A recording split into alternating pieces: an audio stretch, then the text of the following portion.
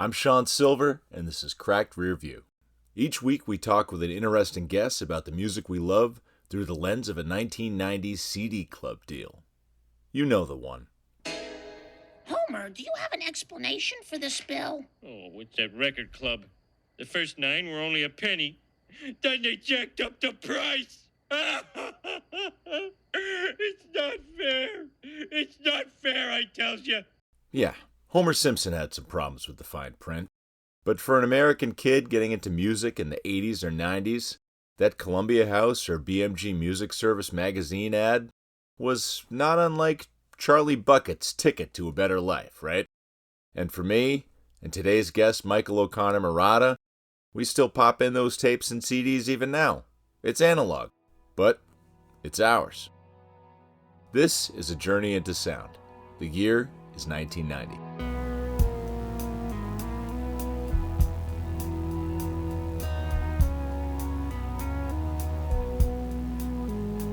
So I'm joined today by Michael O'Connor Marotta. You may know him from Nivet PR and his various Boston music enterprises. I know him for award-winning music writer, editor, but also the manager of a consistently dangerous fantasy hockey team. Michael, thank you for joining me for Cracked Review today. Thank you, Sean. Very excited to be here. I'm great in the regular season in fantasy hockey. I can't seem to put it together in the playoffs, which is much more than my beloved New Jersey Devils can do these days, who can't even make the playoffs. And when they do, they get smoked by the Carolina Hurricanes each year. But it was a fun season that we had together. You had a good run yourself. But the fantasy hockey gods can be cruel, crueler than the music gods sometimes. I'm coming back next year. I'm definitely coming back and going for that gold. I know you will be right in the mix. My son actually asked me in the car yesterday, "Are the Devils good?" I was like, "No, son." And then I thought of you. Yeah, but the crazy thing is that I've seen my team win 3 Stanley Cups and you guys haven't. So, I kind of take that with me through the Brodeur era and the Elias Arnott Sikora days. And that was a real formative time in my life. And I always feel like the core is good. In Jack Hughes, we trust. Jack is the franchise, Nico Hischier is the team. There's some good building blocks to all the Devils are great in the Olympics. It's amazing how, Simon Nemec goes and plays for Slovakia and is like one of the best defensemen in the all-world tournament, and then comes to the NHL and gets his ass kicked by the Columbus Blue Jackets. For all those listening who are expecting a deep dive on the New Jersey Devils or the 2026 Winter Olympics, here it is. You can't get me started on Devils talk, because then it becomes a thing where I'm relentless with it. It is a passion that is up there with music for me, and I will keep swinging until I hear a bell. So can't wait to the next time we lock horns. So I ask all of our guests pretty much the same thing. Our format here is to pick a bunch of CDs from a very 1990s Columbia House or BMG Music Service advertisement.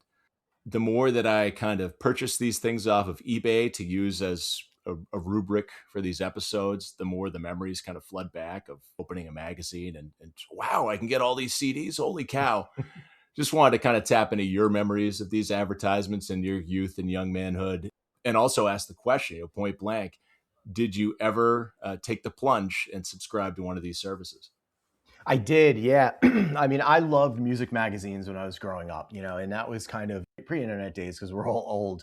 And, how do we get our music? How do we get our news? How do we stay up to date? And music magazines was really kind of a portal for me into another world. I grew up on Long Island, which I don't recommend anyone try.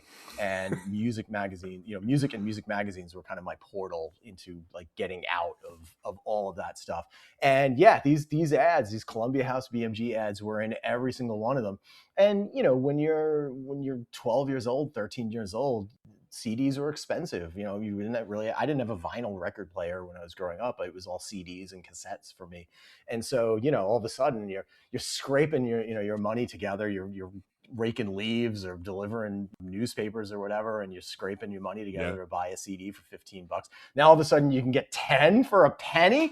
Oh my God. Like, who cares about them? We're going to send you one every month for the never after. But it was great. And it was really my introduction to a fraudulent lifestyle because I used to create fake names. John Riley was my first fake name that I used to get those 10 CDs sent to me, and then pretend like, well, there's no John Riley who lives here.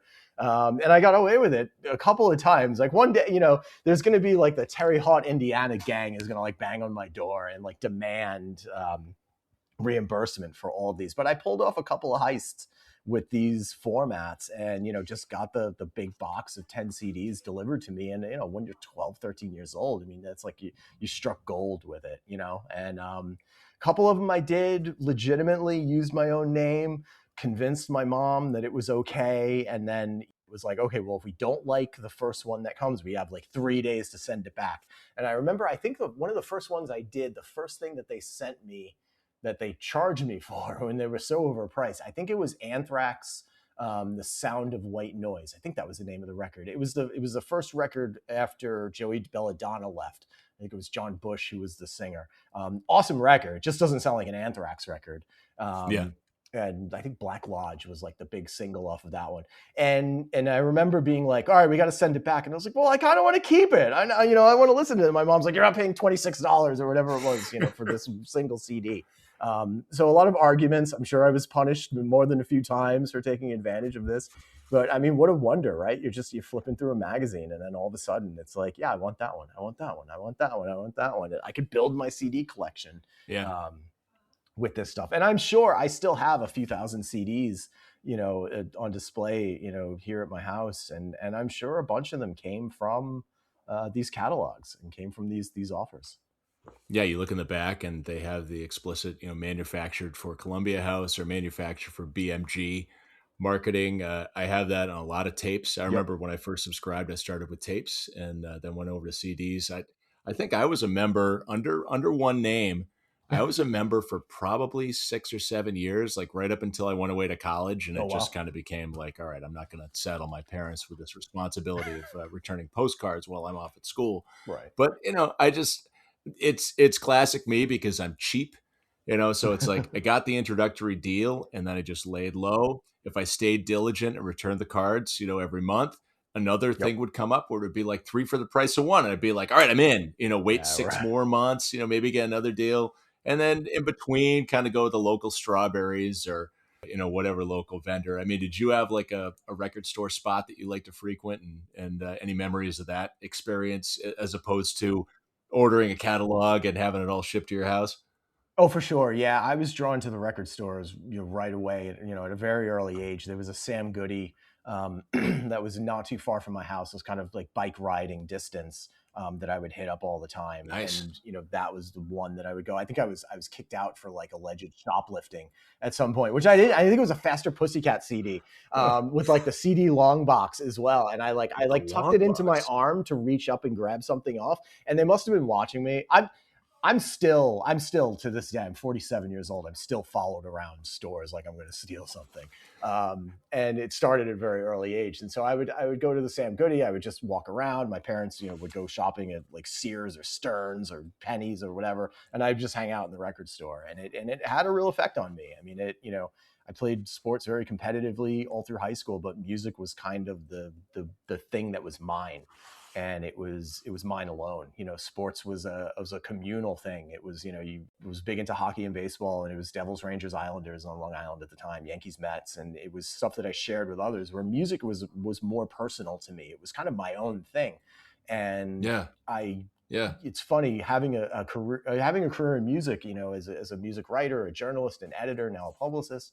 You always assume that your taste in music is better than anyone else's. It's a bedrock of what you do. And I felt that way since I was about 10 years old. I mean, I remember being on the bus listening to like my, cassettes on a Walkman, just being like, you guys don't understand this. I'm cooler than you. I'm listening to like, Skinny Puppy at like age 12. And it's like, you wouldn't understand this at all. This is way too big for you. And so, yeah, it just kind of stuck with me. So, just having, getting your hands on that, because back then it was about access, and these days in the age of streaming, you can get to anything immediately. You Yeah. don't really have to, you don't have to earn something. You don't have to work to get it. And because you had to work to get that CD, you had to earn money to buy it. There was a wall of access that you had to climb over. And I feel like it created a greater sense of connection to the music because you spent that money on it, and it might not have sounded good on first listen, but you stuck with it and you listened to it again, Yeah. and it was all you had. And you only had a finite number of CDs or tapes in your collection that you would have to keep going to. And, sometimes then you would turn to the radio, you would turn to MTV, but you really leaned into the things that you bought. Buying music in 1990, 1992, 3 was an investment. And, I think people of a similar age now don't have that same sense because they can listen to something for free. They don't immediately connect with it and they can move on. And I think that's why you're seeing a very shallow approach to music right now. And I think why pop stars have a very shorter lifespan these days than they did when we were growing up is because there isn't that investment in the listener that is required to really connect with something anymore. Yeah, I think that's a really good point. I agree 1,000% on that. Not to be like that person or this podcast that's kind of coming for the the current generation, right? I mean, oh yeah, back in my day it was better, but I mean, No, I love all. let's be real. It really was. It really was that Yeah. having an experience where you've earned that experience is truly the ultimate satisfaction, right? And that was your point, and that's why I'm 100% on board with that. And that's kind of why we're doing this. I mean, Columbia House or BMG kind of felt a bit like a bit of a theft, but it all is born out of this. You've got this tactile thing. You have a music magazine in front of you, and you're just going through and looking at these images. The images are speaking to you in some way and propelling you, motivating you to go and get this in your collection. And then when you get that, you are thumbing through it. You are reading all of the liner notes. You're learning all the lyrics. There's stuff from records, cassettes, and CDs from my childhood that I still remember, like the little blurbs in there. And people are like, how do you know that? Yeah. It's just like, because I read the inside cover of that record like 60 times because there was nothing else to do, Right. And it was so cool to me. It was mine, right? If you pull an album on Spotify, you don't have those liner notes. You don't have, artwork has been reduced to a tiny icon on the screen. It's an avatar now. It's not, and this is something that the music industry has been wrestling with for years.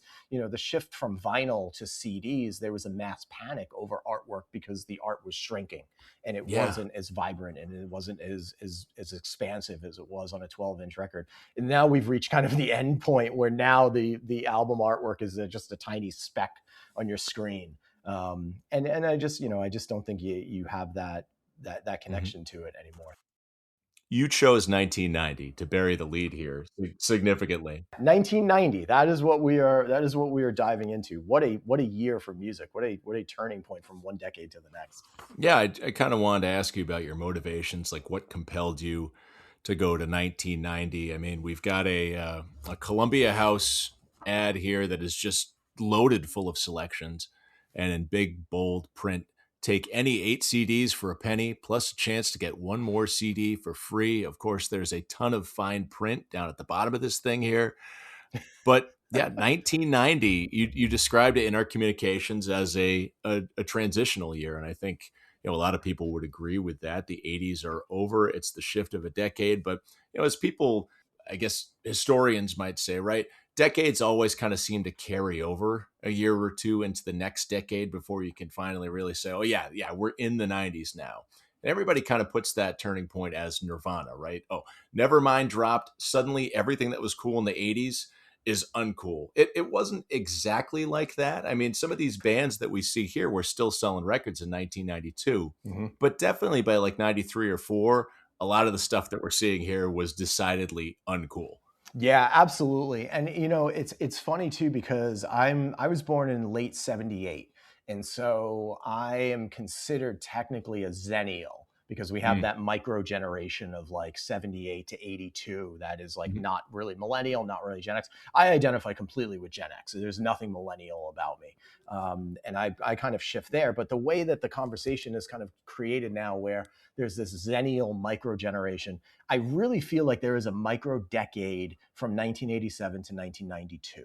and you really see the sea change in there. It is its own ecosystem. And you have kind of the big flare up of hair metal, which wasn't called hair metal at the time. It's another like reactive retro term, like yacht rock. Like no one called Christopher Cross yacht rock in 1983, but we do now. And so the heavy metal scene, we called it heavy metal, and we called it hard rock music, and what is hair metal now, heavy metal back then. But you had the kind of the explosion of that, but the real also underground stuff that was really bubbling up in Indian alternative rock that would go on to really define the 90s. Jane's Addiction's debut, or 1987 or so. Jesus and Mary Chain, bands like that were really starting to bubble up under the surface, that Nirvana helped bring to a mainstream audience, was really kind of just biting at the heels of the hair metal scene. Hip hop was exploding. MTV was finally giving a crap about hip hop on daytime television, and you saw this confluence, whether it's dance music, R&B, rock music, even singer-songwriter stuff. It was, I feel like 1987 to 92 is just its own musical ecosystem, and it really shines through in this advert that I'm looking at right now. And it's the albums that are listed here. We're looking at Columbia House's offer, and I mean, there's so much stuff that you still listen to today, that's still part of pop culture, which is really remarkable. Yeah, I mean, you got your legacy acts are in here. You kind of alluded to the fact that hip hop is finally starting to get some recognition. I mean, you mentioned earlier the Terre Haute, Indiana gang. This is Columbia House is based in Indiana, and what are they doing? They're sending this to people in Middle America. They're giving you access to all of this great music. So you got your like Fleetwood Mac in here, and your Aerosmith Pump, and Heart is on there, Clapton's Journeyman, which I think I had on tape. Like, these are all kind of legacy acts that are Bonnie Raitt having a huge resurgence right around here. But you also see, for instance, Public Enemy's on there, right? A lot of the New Jack Swing stuff. Janet Jackson's in the house now. Depeche Mode is huge at this time, and the last vestiges of what we're calling kind of heavy metal or pop metal, right, is Slaughter's debut album is included as well. And I'm seeing this, like, these are the images that they're marketing to us. Like, this is what's new, this is what's popular, this is what people are want to buy. They get their little thumbnails on this advertisement. Yeah, absolutely. And it's such a cool melting pot of what was going on at the time. And for me, I talk about, a record store was in walking distance to my house, but that wasn't the case for everybody. Yeah. If you take an album like Public Enemy, Fear of a Black Planet, this could be the first opportunity that someone who's 15 years old living in, bumfuck America has a chance to get their hands on this record. This is their opportunity to be exposed to this stuff where, it wasn't necessarily available for them otherwise. Yeah, and if you can get the mail before your parents come home, you can stash that away undetected, right? Right, exactly. You have to hide it. Yeah, it was like, it was only four CDs for $1, right? Where'd the other 4 go? Right, we're hiding them somewhere in the drawer, right? Let's get into your picks for 1990 here. Again, this is a real treat for me. Obviously, I've followed your work for a long time, and for 1990, you mentioned you were born in what, 78? Did you say? Yeah, Christmas of 78. Oh, you're a Christmas baby. How about that? I am. Yeah, Ricky Henderson, Annie Lennox, Anwar Sadat, Albert Einstein, David Emma, a New Jersey native, played for the Devils. A lot of good Christmas birthdays that are out there. Humphrey Bogart. Wow. All right. My daughter is the day after Christmas. Oh, nice. Humphrey Bogart, really? Humphrey Bogart, yeah. Conrad Hilton. It's good. I love a good Capricorn. A lot of busy, famous families at the hospital on Christmas Day. Yeah, seriously. I was born in early 83. Okay. I just barely missed that, I guess, Xennial classification, like just by a smidge. Yeah. So in 1990, I'm 7 years old, right? And I am just getting into what's cool and what's hot at the time. And probably I don't think I'm watching MTV at this point, right? Because I'm 7. I'm listening to the radio. I'm kind of trying to figure it out. yeah, you've got those few years on me that I think are just kind of valuable to provide some context as to why this was such an interesting time for music. Yeah, I was 11 years old, the summer of '90, sixth or seventh grade, maybe sixth, not sure, seventh. I started school early, graduated as the youngest in my class, so sixth or seventh grade. But spending the day at school, coming home, typical Gen X latchkey kid. No one's home. Parents are working until 5 o'clock, watching MTV, going to a friend's house, watching videos all the time, riding our bikes up to the convenience store, stealing candy, going to the record store, walking through the racks and thumbing through stuff. So music was everywhere. And so I'm looking at this list. I'm gonna start with kind of where things all began, and my first pick is gonna be Skid Row's self-titled debut album, because I'm fascinated Wow. with this one. Yeah, it's when I was younger, I had a striking physical resemblance to Sebastian Bach around this time as well. And there are worse people to look like when you're in middle school. This music is kind of taking off. If you fast forward into the spring of 1992, I attended my first concert ever. Outside of like going to see like, fucking Johnny Mathis in the Brooklyn Bridge with your parents at this, county fair or whatever. Sure. First actual real concert was Skid Row, Slave to the Grind tour. I went with my girlfriend at the time, her slutty older sister, chaperoned us, took us on the Long Island Railroad, went into the city, went to the Paramount, and watched Skid Row perform the Slave to the Grind tour. The opening band was to me, unknown band at the time. I had no idea who they were. This was my first concert experience ever. The band that opened up was a band called Pantera. And it was right before Vulgar Display of Power came out. And you talk about so 2 years later, 13-year-old face just getting punched in the face repeatedly by Dimebag Darrell and Phil Anselmo. And like, I was like beside myself, and then still waiting for the main event, which was Skid Row, and just blew my mind. Scotty Ian of Anthrax jumped up on stage. They covered Cold Gin. I thought, wow, every concert is going to be like this. Every concert for the rest of my life is going to have this like mind-blowing experience.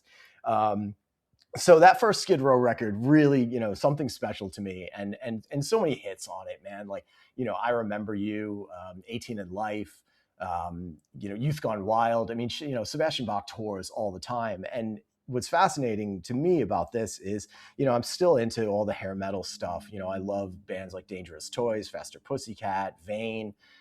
Go see them all the time whenever they come around, LA Guns. And the dudes in Skid Row don't want anything to do with Sebastian Bach, man. And the money could be there. The reunion payday and the reunion checks are waiting, and they just do not want anything to do. They are happy playing dive bars and county fairs. And if they linked up with Sebastian Bach, I mean, they could tour. They would play MGM Music Hall or Great Woods or venues like that. And they do not care about the money.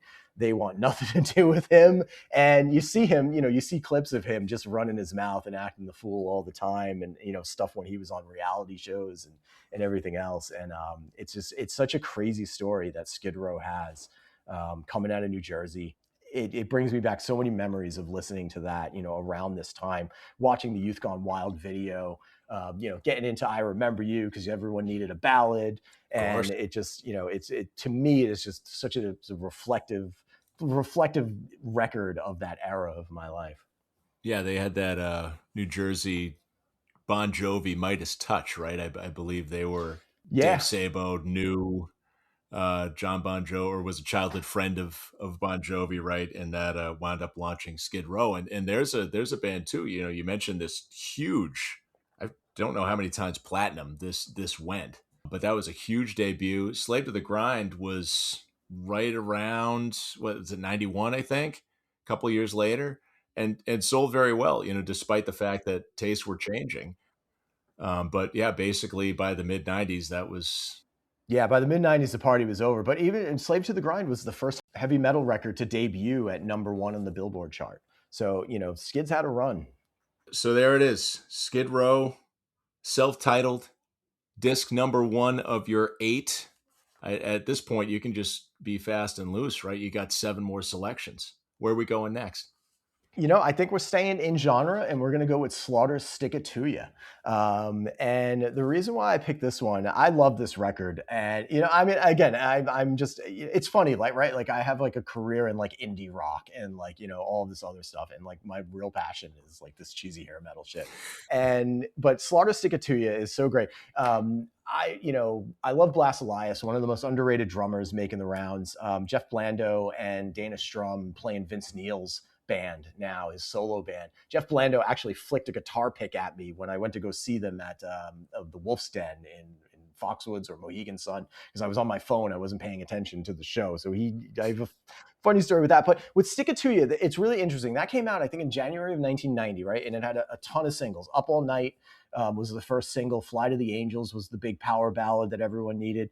Spend My Life and Mad About You rounded out the kind of quartet of singles from Stick It To You. But there's a deep cut on that record called Desperately. And that song is so fucking awesome. And it's one of my favorite songs from the whole genre. But if you look at the timeline of how those singles were released, right? Up All Night came out in April of 90. Fly to the Angels was in July. Spend My Life was December of 90. And then Mad About You was April of 91. And I think Spend My Life and Mad About You were not great picks for singles because they needed something with a little bit more bite to follow up on Fly to the Angels. Because at that time, a lot of these bands were getting pigeonholed into they're only a power ballad band. Extreme had dealt with that with More Than Words. Nelson with Love and Affection. These bands just had the power ballad and not a lot else. They did have us. Not a lot else was really kind of getting through. And Desperately is such a deep cut. But when Mad About You came out in April of 91, any room for a fifth single on that album very quickly dissipated because Smells Like Teen Spirit hit radio that summer. Yeah. And so the record label was just not going to reinvest, in pushing this thing. The Wildlife, their follow-up record, which was, I think, 92, no one cared at that point, And so on so many of these albums, there are these deep cuts that just never get the shine that they deserved. And Desperately by Slaughter is just one of those songs that I felt like should have been a single. But the changing tastes and shifts in pop culture prevented that from happening for whatever reason. So that's my second pick. Yeah, it's interesting, and I'll follow up on this. You mentioned, here I am, an indie rock guy, right? But I'm picking all these heavy metal albums, and I've tried to clarify, I guess, with our initial couple of guests. Are you doing this as your present day self, or are you doing this as like your 1990 self or 1994 self? And I'm seeing some youthful authenticity here. I appreciate that. There's no reservations about going and picking a Slaughter record, and that's really what we're here for. It's to kind of riff a little bit on deep cuts off of a 1990 Slaughter release. So but that album was huge, and as you're saying, like unlike Skid Row, who came out with their follow up in 91, Slaughter was in 92, and that was just a year too late, really, to sell some more units. Yeah, DOA, when it came. And it's interesting, I thought about the whole, like, okay, would I be picking this as an 11-year-old or would I be picking this as an old, miserable 47-year-old? And I'm kind of somewhere in the middle. Like, I still listen to all this stuff. And I did back then. I mean, this was like the gateway into, getting into all this other music. And there was just an evolution through the 90s where especially for people of a certain age, you got into the stuff that was right in front of you. You got into the stuff that was on MTV. You got into the stuff that was on the radio, rock radio, BAB on Long Island. I forgot what the LIR, maybe it was the other like alternative station. And then you kind of just go deeper into this stuff. But from a surface level thing, I mean, Skid Row was everywhere on MTV. Slaughter was everywhere on MTV. The lead single of the third record I'm about to pick was everywhere on MTV. And that third album is Trash by Alice Cooper. And what a beast of a fucking record this is, man. The first single off of this album is Poison. And one of my favorite songs of all time, co-written or produced by Desmond Child, who's my favorite producer ever. If anyone's listening to this and you're not familiar with Desmond Child, he wrote Livin' La Vida Loca by Ricky Martin, produced stuff by Kiss, Joan Jett, Bon Jovi, Aerosmith, also did my favorite Rat album, Detonator. There's a power ballad on Detonator called One Step Away. It was the B-side for Lovin' You's a Dirty Job originally, and absolutely love it. I think he co-wrote that one. Desmond Child is just an absolute genius in the studio. And what he really did with Alice Cooper on Trash was, he gave it that very glossy hair metal shine. It is such a hair metal record. And I feel like that really introduced Alice to a whole new generation of people. You had kind of, I remember listening to like the 70s era Alice Cooper of like, I'm 18, school's out, and not really feeling it. And then Poison hit, man. And Poison was just like the bridge of Poison is just, it's so undefeated. It is so unfuckwithable. It is just like, it still sounds so cool. And then this is like Wayne's World was like around this time too, right? So like, he then had that film cameo on Wayne's World talking about Milwaukee. And so, you had this reintroduction of Alice into pop culture. Yeah, like what a convergence of things. WrestleMania 3, another one. Yeah, like, right. Like, I mean, this was, and I don't think he was doing this stuff in like 86, right? All of these artists, all these legacy artists, they have this ebb and flow in their career. But, he linked up with Desmond Child, came out with Trash, Poison, just absolutely. And I think there's some other tracks in there. It was like Bed of Roses, I think, is another one that's on there. But like, I'm picking this one just for Poison. In this era, you bought CDs because of one good song. And, now I'm not saying that's the case for this one, but what a song this one is on Alice Cooper's Trash, and Poison just stands the test of time. It comes on now on like Hair Nation on Sirius, and I just crank it through the moon. Man, what a tune. I mean, you mentioned Wayne's World. We mentioned his appearance with Jake the Snake Roberts at WrestleMania, and obviously years of Alice on Sirius XM, right? Like, there's just a guy who's had some staying power in the genre. The celebrity golf circuit, he had a certain point where it was kind of like, it's do I stay or do I go for Alice? And he went for it in the late 80s here, as honestly, a lot of these acts did. They kind of tried to reinvent themselves. He is probably one of the most successful models, and that's why that track is embedded in your head 35 years later, right? Yeah, absolutely. Shifting gears ever so slightly. Actually, we're making a hard right in terms of the path that we're going on. Okay. My fourth pick is the Raw and the Cooked by Fine Young Cannibals. Oh man, I wanted to talk to you about this one because, as I guess 7-year-old or 8-year-old, I'm hearing Drive Me Crazy on the radio. And I'm loving the song, right? But I'm also kind of pigeonholing Fine Young Cannibals into, I don't know, dance pop groups of that time. But as time went on, I got my WFNX education, right? I'm hearing some of these other tracks, and this was a very diverse band. And they had a whole lot more to offer. So I appreciate this popping up in your listing. Yeah, I went with this one because I also feel like, when you look back at this era, there's so much of this stuff that was very disposable at the time.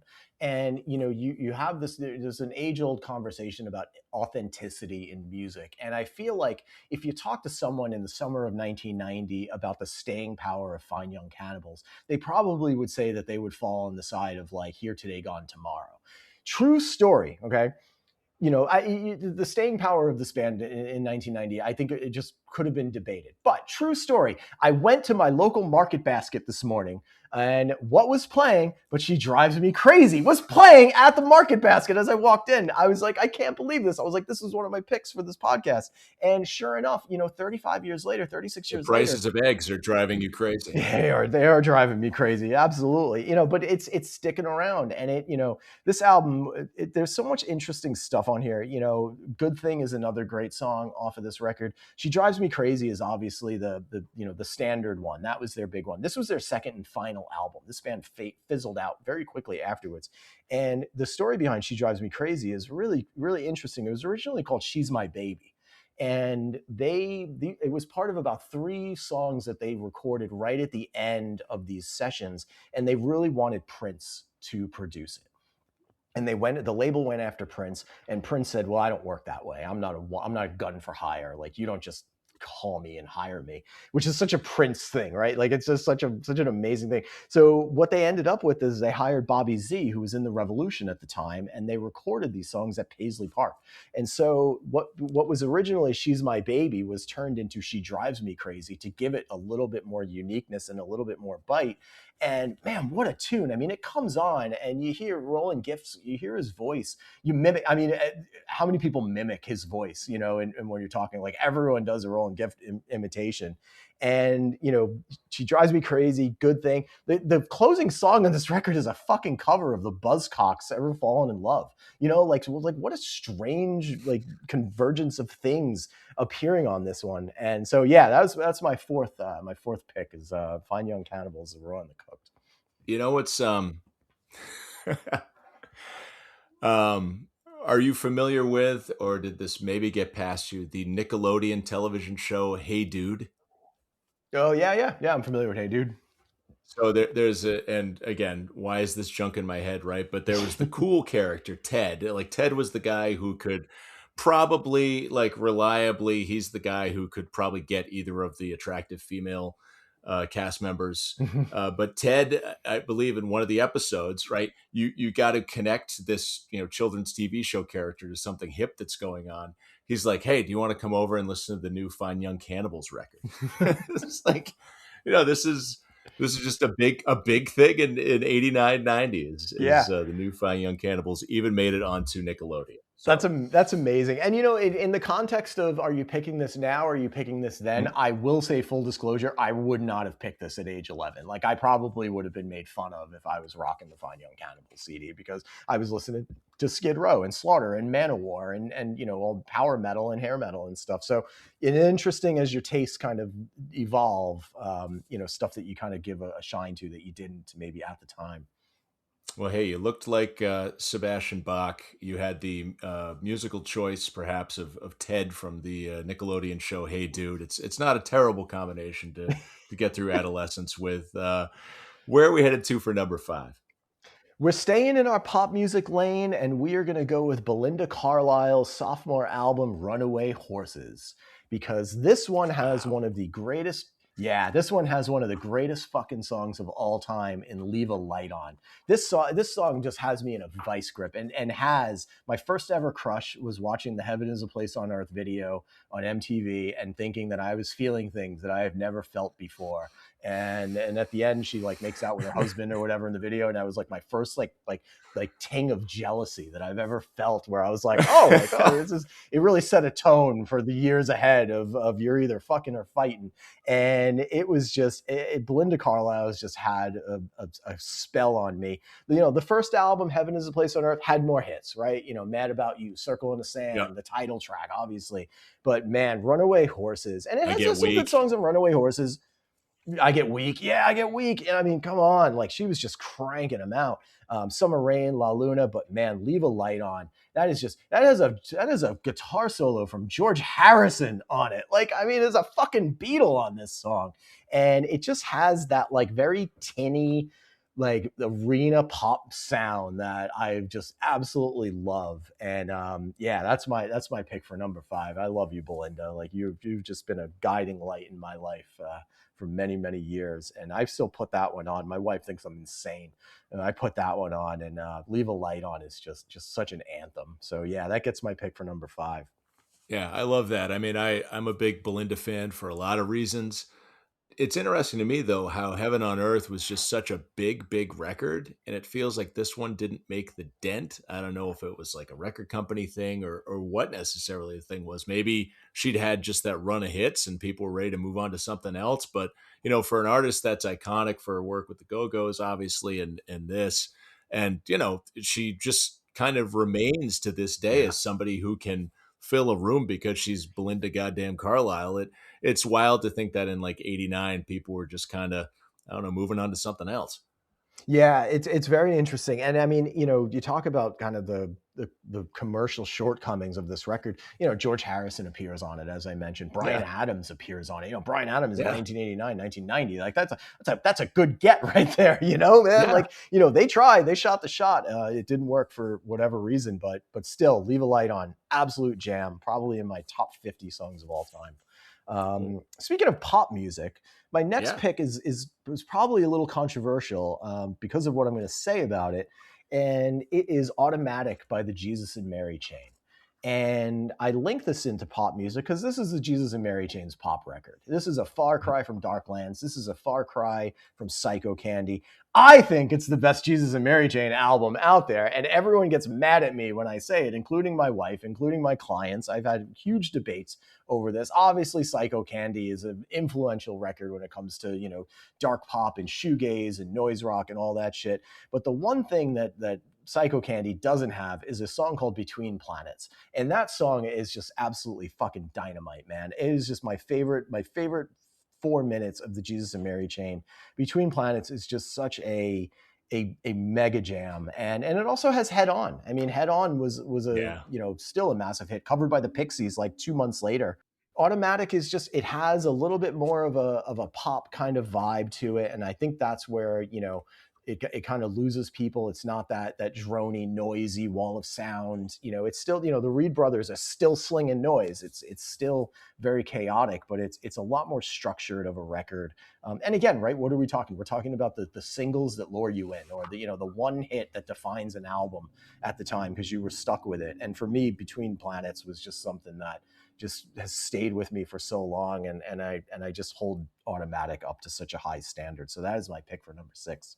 Yeah, there's nothing wrong with going with the album that was, accessible for you, right? I mean, I get it, and a lot of times with a lot of bands that I like, I know the critical pick is this, but for whatever reason, whether it's where I was at the time, Yeah. certain albums they just hit. That's just how it is. And obviously, Head On is just anthemic time capsule. Like they were doing stuff again that I don't know. Would you say to this point, is that maybe the most influential work out of the ones that you've picked so far?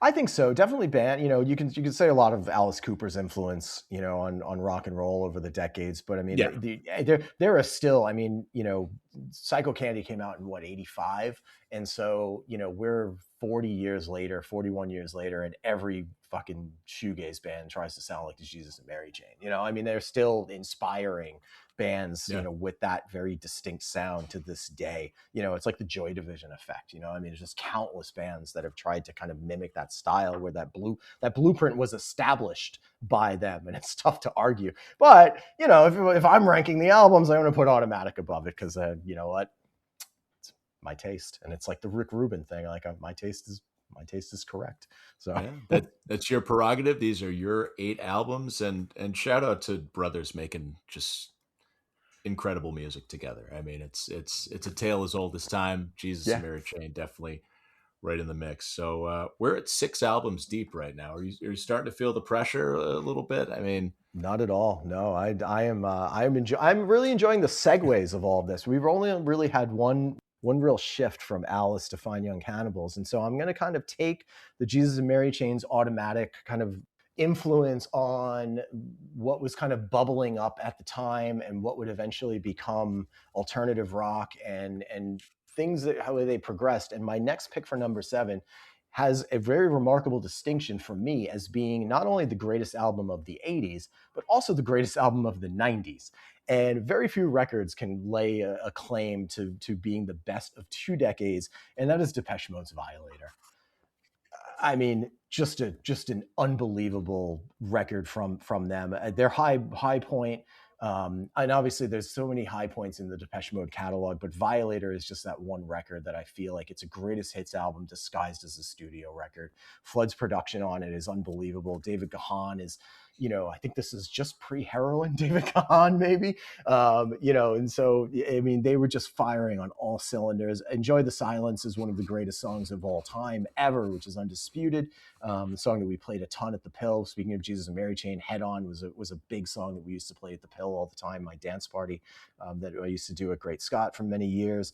And, dance floor fillers, you have songs like, World in My Eyes, Enjoy the Silence, Personal Jesus, just an unbelievably deep record. a Policy of Truth guy, personally. Policy of Truth. I mean, it's like, it's never ending. And, like I said, it still sounds like the future. We talk about the Jesus and Mary Chain, inspiring bands that want to sound like shoegaze. What Depeche Mode did for synth pop and electronic music is just, it cannot be understated. I mean, 4 singles off of this record: Personal Jesus, Enjoy the Silence, Policy of Truth, and World in My Eyes. And this is following, to follow up Music for the Masses, which was also just such a massive record, coming on the heels of their 101 tour, which was turned into a documentary. I mean, the machine was just just barreling down the tracks, and they really nailed it with something that is just so distinct. It's very interesting to sound like something of the time and timeless at the same time.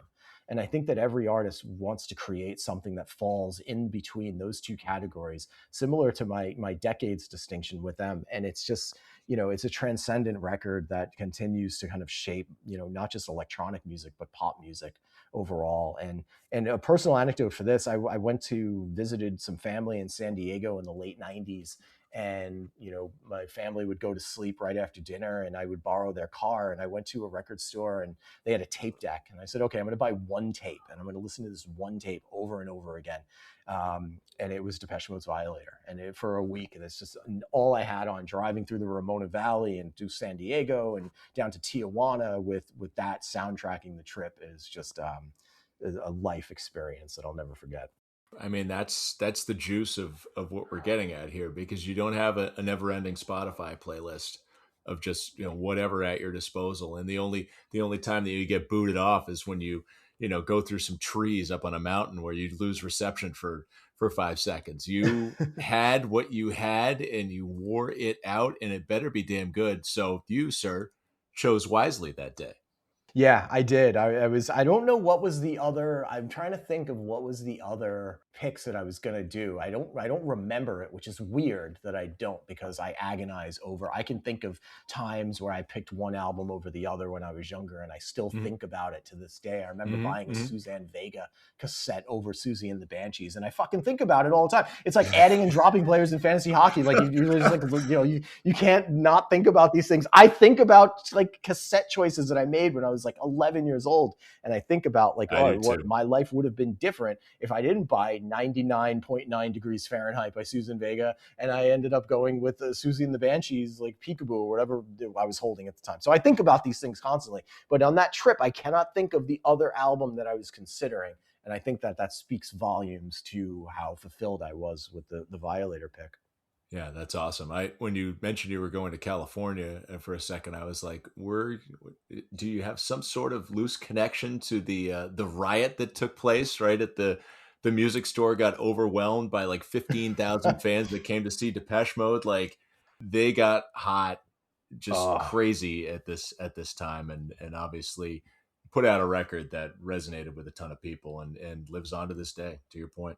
If it came out today, it would sound like now. I mean, it's crazy to think. Yeah. Like, it's just, some of these records just transcend. Some of them plant seeds, some of them set a tone, some of them lead. They suggest great things to come, and then other records are just in the moment, and what a moment that is. So yeah. So number 7 is Depeche Mode, Violator. Sticking with the theme of beats and treats, I love my segues as a former club DJ, and so we're gonna go from Depeche Mode's Violator to my 8th and possibly final pick, which would be Nine Inch Nails' Pretty Hate Machine. And this album, another influential record on what would eventually become modern industrial electronic music as a whole, just as influential as anything that Kraftwerk did, or any of the electronic bands that would come before it. And still talking about Trent Reznor now, like he just played Coachella, they played TD Garden, teaming up with Boys Noise, who Boys Noise, by the way, rejected our offer to play the Boston Phoenix South by Southwest party back in 2011. So I will always bring that up, and I always mention that. We made a nice sizable financial offer for Boys Noise to play our party, and they didn't want to do it, and they said no. And so we were stuck with all the other awesome bands that played our party. But it's funny to see Boys Noise. I texted my former editor, Carly Carioli, and I was like, oh, he was at Nine Inch Nails at the Garden. I was like, when you watch the opener, I was like, they said no to us at the Phoenix many years ago. But yeah, Trent's still doing it. What he laid down in 1989, with Pretty Hate Machine and all of the singles off of that one that still get tons of play. Head Like a Hole, Down in It, Terrible Lie, Sin, Ring Finger. The last song is my favorite on the record. And I remember I played baseball very competitively when I was in high school, and I remember we would be on the bus, and I would have all my teammates, and they were into hip hop, and they were into all the sorts of other stuff, and just people from completely different worlds than I was. I mean, we were all in the same high school together, but we were really coming from different places. And I would put Head Like a Hole on the, my headphones, and I would give it to them. And, just tough dudes would be like, dude, this is amazing. Like total hip hop guys.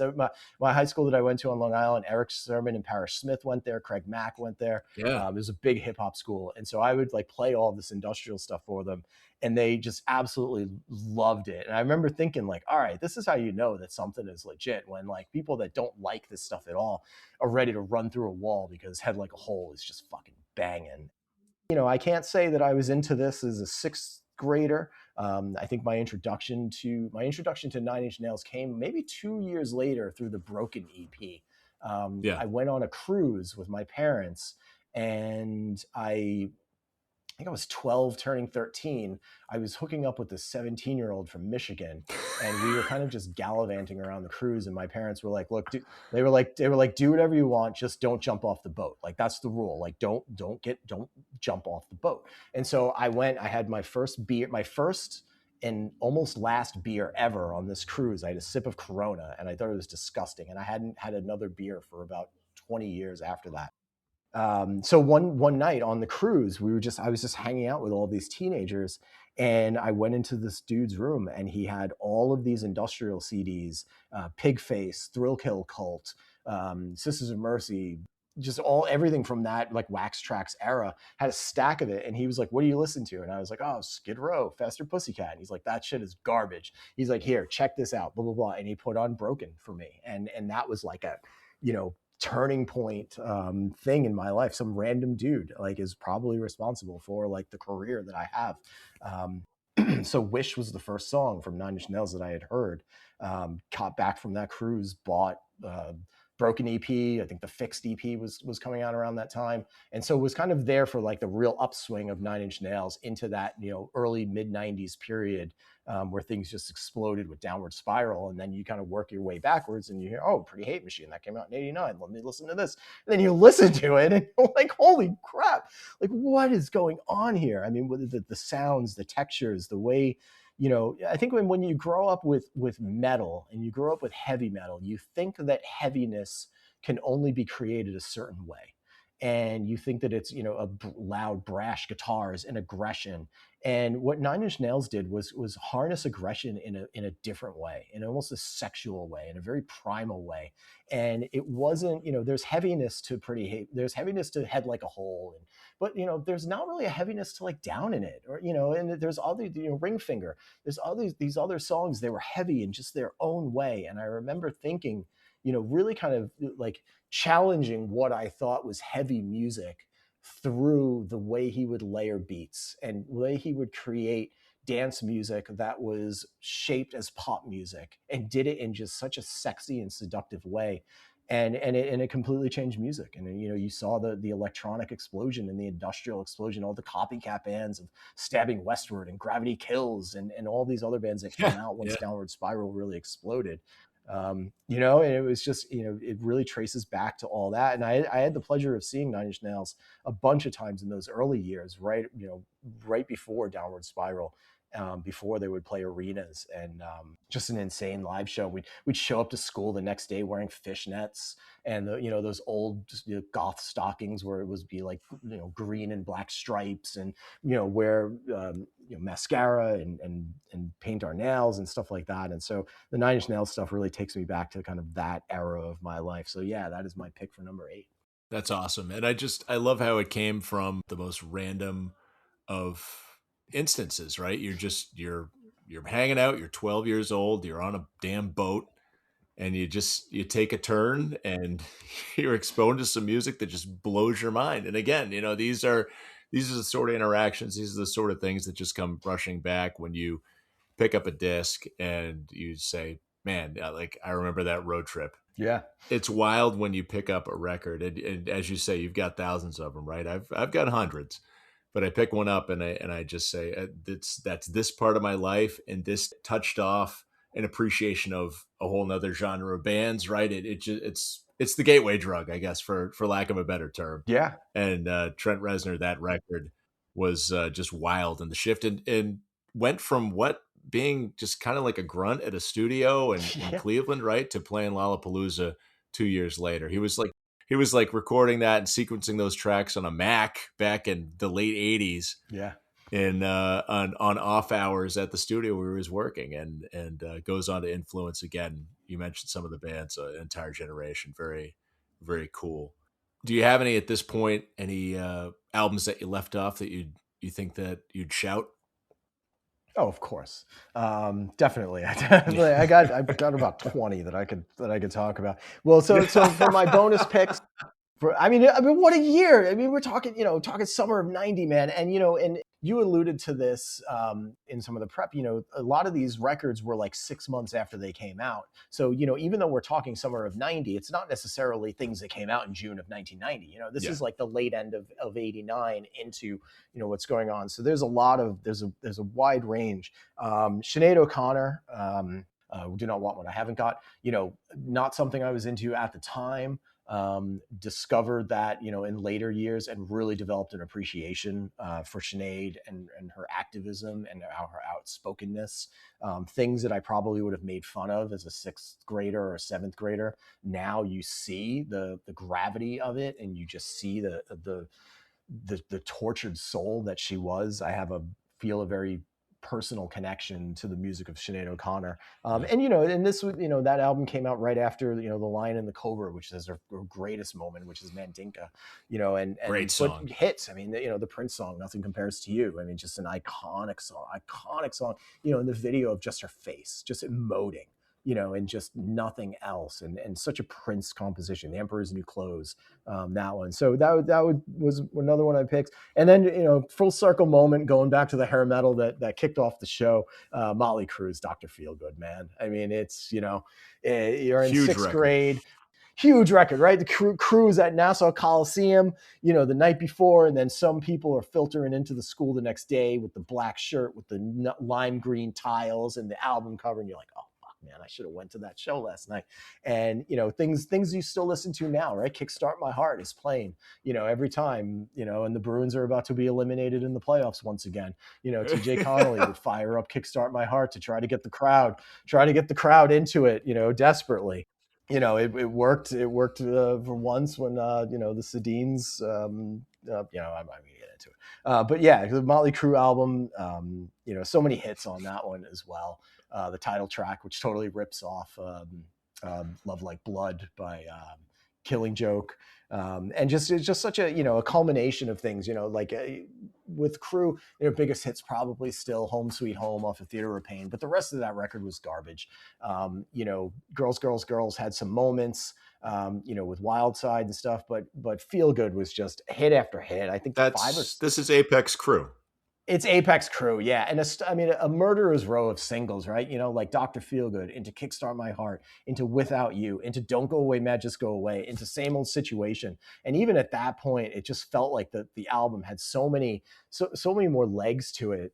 She Goes Down, Rattlesnake Shake. I mean, another record that moonlights as a greatest hits album practically, and a band at the peak of their powers. I mean, it would only be a couple of years later that Vince would get kicked out. He'd launched that solo career where he was on the Encino Man soundtrack with You're Invited but Your Friend Can't Come, dropping Exposed, solo record, and then Crüe brought in John Corabi and went grunge, and that John Corabi Crüe record is great.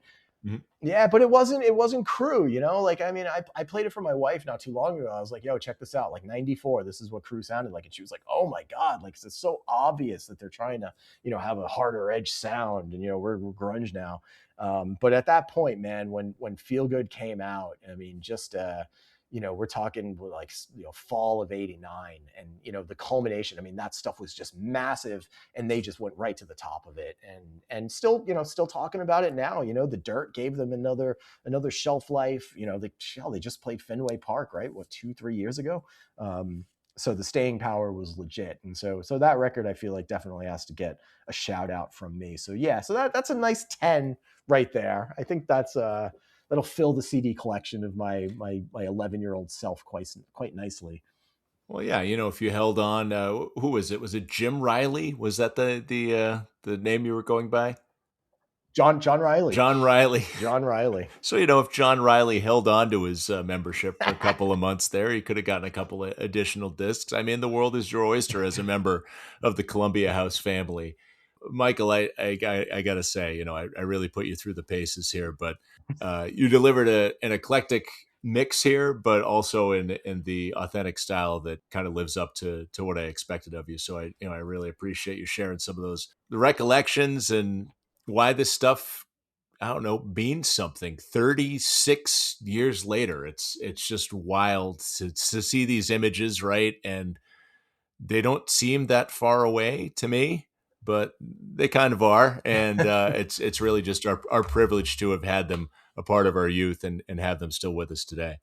Absolutely, man. Yeah, it's what a time, to think back and just again, I think a common, connective tissue in all of these ones that I picked, is that we're still listening to them. Maybe not so much Slaughter, maybe not so much Belinda Carlisle, but hell, like I said, I walked into Market Basket this morning and She Drives Me Crazy was playing. 9 Inch Nails just played The Garden. I mean, stuff that had staying power at the time, was part of the cultural landscape back then, was part of a real shift in how we viewed music and consumed music and pop culture, and the stuff just still sounds as great as it did when it came out back then. I'm going to give that Belinda record a spin. So you've got me onto something here, and I appreciate that as well. Excellent. So yeah, appreciate your time. This is really great, and we've got a killer lineup of 8 discs for a mere penny from 1990 with Michael O'Connor Marotta. Thanks for coming on Crack Rear View. Thanks, man. This was a blast. I love talking about this stuff. Yeah, this was a lot of fun. I really appreciate the invite. And what an awesome concept for a podcast, man. I think you got something cool here. I mean, there's no shortage of people that would want to talk about this stuff and share personal anecdotes and just what this music means to them. So congrats on you for launching this thing. Yeah, and I'll see you in the fantasy hockey playoffs next year. Hopefully in the finals. I won't make any predictions from this far out, but I'm going to be ready to rock. You better bring your A game. Sounds good.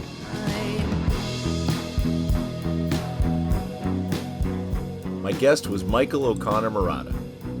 His 8 selections: Skid Row, self-titled; Slaughter, Stick It To You; Alice Cooper, Trash; Belinda Carlisle, Runaway Horses; Fine Young Cannibals, The Raw and the Cooked; The Jesus and Mary Chain, Automatic; Depeche Mode, Violator; and 9 Inch Nails, Pretty Hate Machine.